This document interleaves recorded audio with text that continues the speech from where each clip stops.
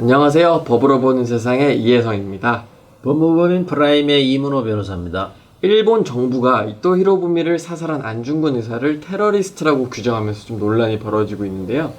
2014년 1월에 일본 정부의 대변인인 스가 요시히데 관방장관이 안중근 의사에 대해서 일본의 초대 총리를 살해해서 사형 판결을 받은 테러리스트다라고 말을 해서 한국 정부가 항의하는 사태가 있었죠. 그동안 일본 정부는 이제 여러 차례에 걸쳐서 안중근 의사를 범죄자로 표현을 해왔습니다. 테러리즘이나 테러리스트가 무엇인지에 대한 좀 국제법적인 합의가 있나요? 테러리즘이나 테러리스트의 정의에 대한 국제법적인 합의는 없지만 그동안 이제 대체적으로 이 의견이 일치되는 부분은 있는데요. 정치적인 목적이나 동기를 가지고 계획적으로 불법적인 폭력을 사용하거나 사용을 위협하는 것입니다. 특히 이제 폭력의 대상이 민간인이나 비전투 요원의 경우에는 테러리즘으로 보는데 광범위한 합의가 존재한다고 할 수가 있죠. 근데 안 의사가 이토를 사살한 것이 정치적인 목적으로 불법적인 폭력을 가한 것이다라고 볼 수 있을까요? 안 의사는 1909년 10월 26일 하얼빈역에서 이토를 조국을 침략한 원흉으로 보고 사살하였죠. 정치적인 목적이나 동기를 아무리 넓게 해석한다고 하더라도 조국의 독립을 목적으로 한 것을 정치적인 목적으로 볼 수는 없겠죠. 그리고 일본의 불법적인 침략에 대한 정당한 저항이기 때문에 불법적인 폭력으로 볼 수는 없다고 생각을 합니다. 이 불법적인 침략으로부터 조국을 지키기 위한 저항 행위까지 불법적인 폭력으로 본다면은 자신의 조국을 지켜서는 안 된다는 이상한 결론에 이르게 되니까요. 외국의 불법 지배나 침략에 저항하는 것은 정치적 목적이나 동기에 포함되지 않고 또 그 저항행위가 불법적인 폭력도 아니라는 말씀이시죠? 정치적 목적이나 동기라는 것은 이념이나 신념, 주의, 주장을 말하는 것인데요. 외국의 불법 지배나 침략에 저항하는 것은 생존을 위한 투쟁이죠. 자신과 조국을 지키기 위한 행위를 정치적인 목적을 가진 불법적인 폭력으로 본다면은 독립운동을 전부 테러리즘이라고 해야 되는데 그것은 상식에 맞지 않죠. 독립운동과 테러리즘은 구별해야 되겠죠. 그렇다면 궁금한 게 있는데 이스라엘의 불법 점령에 저항하는 팔레스타인인들도 테러리즘이라고 볼 수는 없겠네요.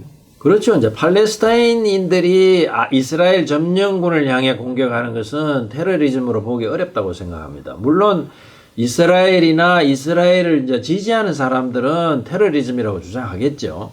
그래서 이제 테러리즘에 대한 국제적인 합의가 어려운 겁니다. 서로 입장에 따라서 달라지니까. 다만 이제 팔레스타인인들이 이스라엘의 민간인들을 살상한다면 문제가 될 수 있겠죠. 유엔에서 그 테러리즘을 논의할 때 가장 중점을 두는 부분이 무고한 민간인을 대상으로 하는 폭력인데요. 그 전투 요원에 대한 폭력과는 달리 민간인이나 그 비전투 요원에 대한 폭력은 테러리즘으로 인정하는데 광범위한 합의가 존재한다고 할 수가 있습니다.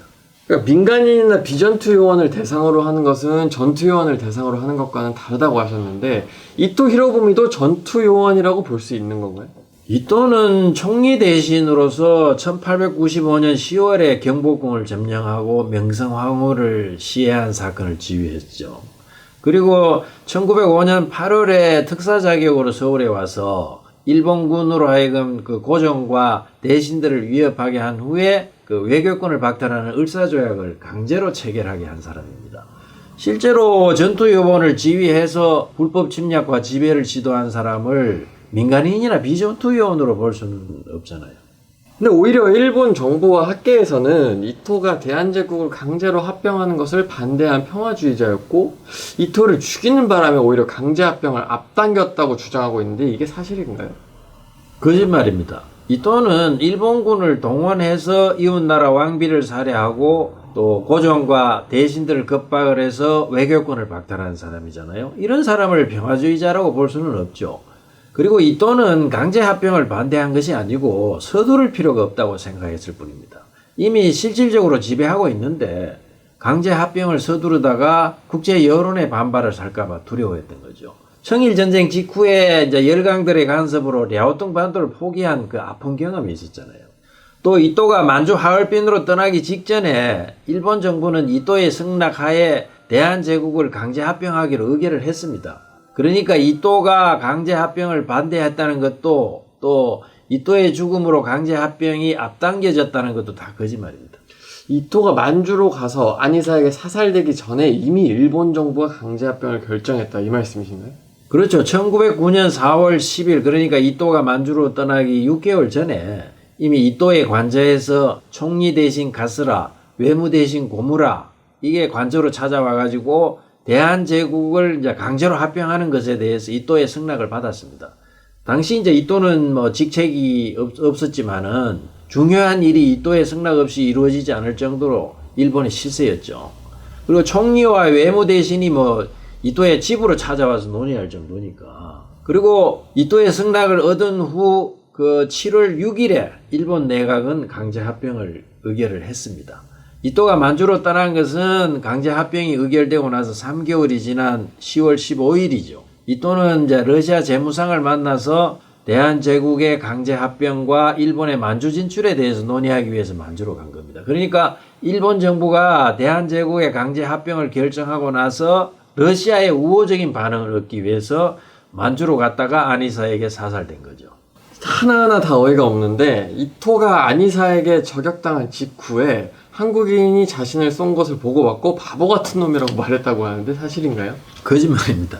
이토는 열차에서 내려서 이제 환영식을 하던 도중에 아니사가 쏜 총에 이제 가슴과 배에 3발의 총을 맞고 의식을 잃은 상태에서 열차 객실로 옮겨졌어요. 그리고 한 15분 만에 사망했기 때문에 자신을 쏜 사람이 누군지 보고받을 상황도 아니었고 보고받을 시간도 없었습니다.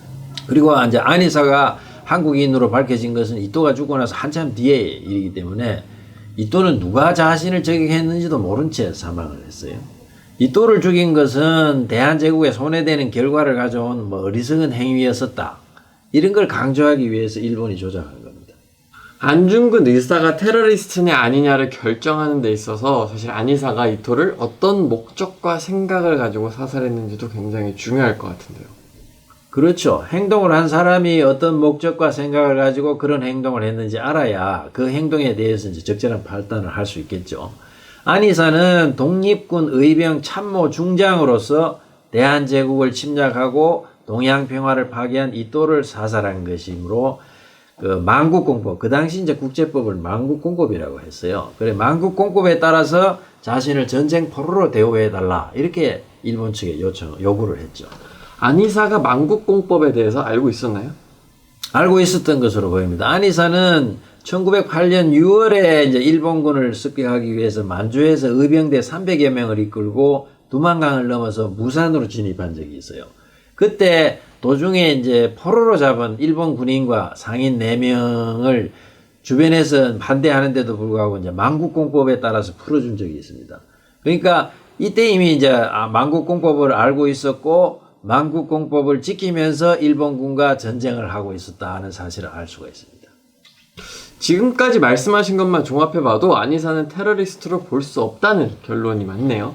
그렇죠. 테러리즘이라는 것은 정치적인 목적이나 동기로 민간인이나 비전투 요원에 대해서 불법적인 폭력을 행사하는 것인데요. 안이사는 정치적인 목적이 아니라 조국의 독립을 위해서 활동한 것이고 또 이토는 일본군을 지휘해서 경복군을 점령하고 왕비를 살해하고 외교권을 박탈하는 조약을 강제한 사람이니까 민간인이나 비전투 요원으로 볼 수는 없죠.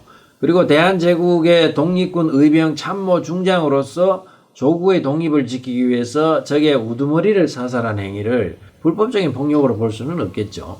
안이사가 이토를 사살한 것은 테러리즘에 해당되지 않는다고 생각합니다. 그런데 또 이토 히로부미가 테러리스트였다. 이 얘기는 무슨 이야기인가요?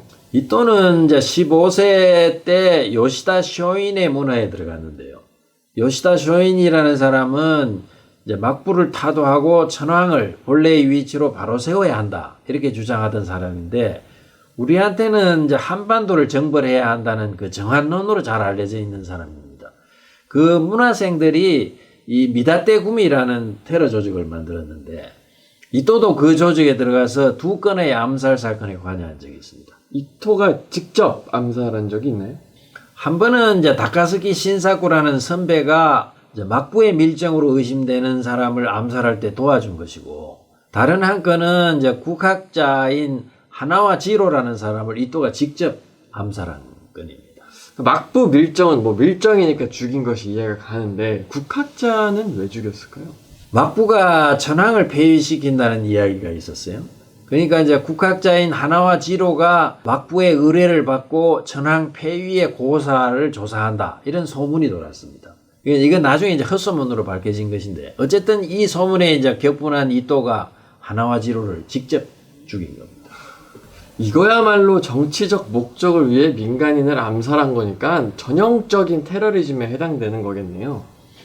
테러리즘은 이제 정치적인 목적이나 동기를 가지고 민간인이나 비전투 요원에게 불법적인 폭력을 사용한 것을 말하잖아요. 그러니까 천황제 폐위의 고사를 연구한다는 이유로 국학자를 살해한 것은 정치적 목적이나 동기로 민간인을 살해한 것이고, 당연히 이게 이제 불법적인 폭력이니까 이또가 하나와 지로를 죽인 것은 테러리즘에 해당한다는 것을 알 수 있죠. 이또는 테러리스트였던 겁니다. 테러리스트 이토를 사살한 아니사가 오히려 테러리스트로 몰리고 있다라는 것이 참 아이러니한 부분인 것 같네요. 일본 정부는 이제 이또가 테러리스트였다는 사실을 알고 있죠. 일본 지도자들 가운데 자신의 손에 직접 피를 묻힌 사람은 아마 이또가 유일할 겁니다. 그럼에도 불구하고 이제 이또를 평화주의자라고 내세우고 아니사를 테러리스트요 뭐 범죄자라고 몰고 있는 겁니다. 우리 정부는 이 일본 정부의 이러한 발언에 대해서 단순히 그냥 망언이고 아니사는 독립투사라고 반박하고 있는데, 이토가 테러리스트였다는 사실을 근거로 어떤 것이 테러리즘인지, 누가 테러리스트인지 좀 적극적으로 문제를 제기하는 것이 어떨까요? 외교적 관계를 의식해서 뭐 외교적 수사로 대응하고 있는데요. 일본 정부가 반복해서 아니사를 테러리스트라고 공격을 하니까 우리 국민들도 좀 헷갈려 하는 것 같아요. 그러니까 보다 좀 적극적인 대처를 할 필요가 있지 않나 생각합니다. 일본 정부가 아니사를 테러리스트로 규정한 발언을 듣고 많은 국민들이 궁금해하고 계시는 것 같은데요. 오늘 이 동영상으로 그 궁금증이 조금이라도 해소되었으면 합니다. 앞으로도 여러분들이 궁금해하시는 문제를 해결하는 데 도움이 되는 영상으로 다시 찾아뵙도록 하겠습니다. 구독과 좋아요 한 번씩만 눌러주시면 정말 감사하겠습니다. 감사합니다.